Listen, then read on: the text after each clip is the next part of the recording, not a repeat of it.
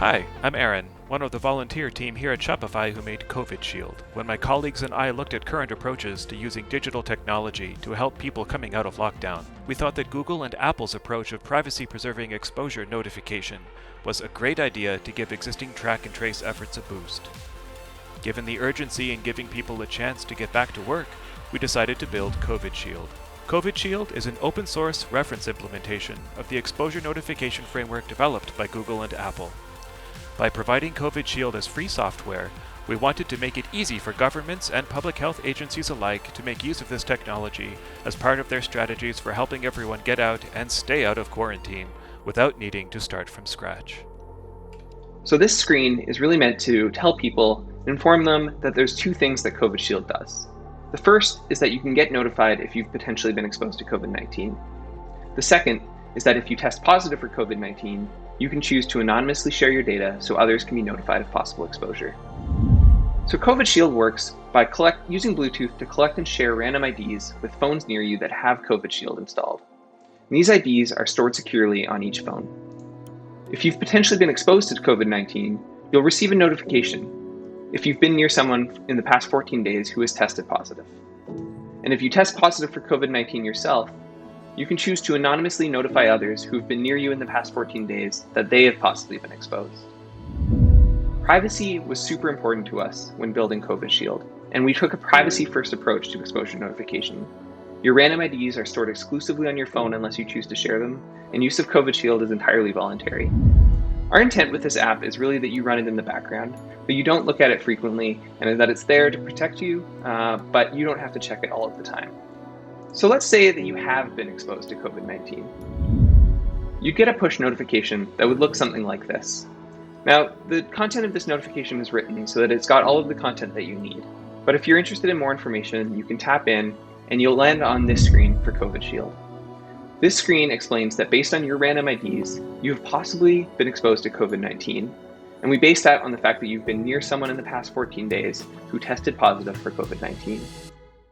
COVID Shield is a reference implementation of Google and Apple's exposure notification framework, consisting primarily of a mobile app and a server. The two services are key retrieval and key submission. It assumes the existence of a diagnosis server, and that diagnosis server has two responsibilities. One of them is to receive the uploaded keys from positive diagnoses, however you define positive diagnosis, and the other is to publish those keys to all users of the application.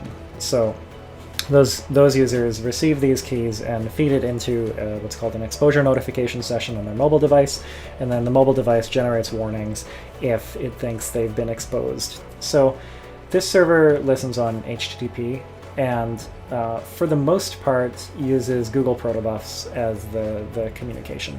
What we've designed is a scheme where we require integration from a healthcare provider.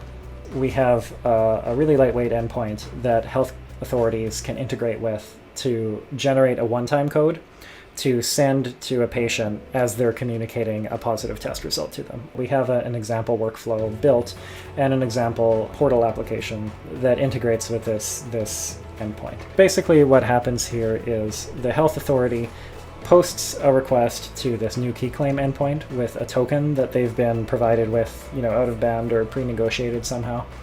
And that returns back currently an 8-digit numeric code. The healthcare provider reads that code to the patient over the phone or however, and the patient then plugs that into their mobile app. The mobile app then sends this key claim request message to the server, and that contains the one-time code that they received and an app public key. So the app generates an encryption key pair and stores the private side locally and sends the public key with this request to the server. So okay, we submit this key claim request with a one-time code, we get back a response completing our pair of key pairs that we need to encrypt, and then the user's intention here is to upload their keys from the past up to 14 days, right? We don't really hold any personally identifying information at all at any point. We don't receive it over the wire. We don't store it in the database. And that's COVID Shield. It's a 3-component solution: the mobile app, the server, and a web portal for generating one-time codes that work together to help slow the spread of COVID-19 and help notify people who have potentially been exposed.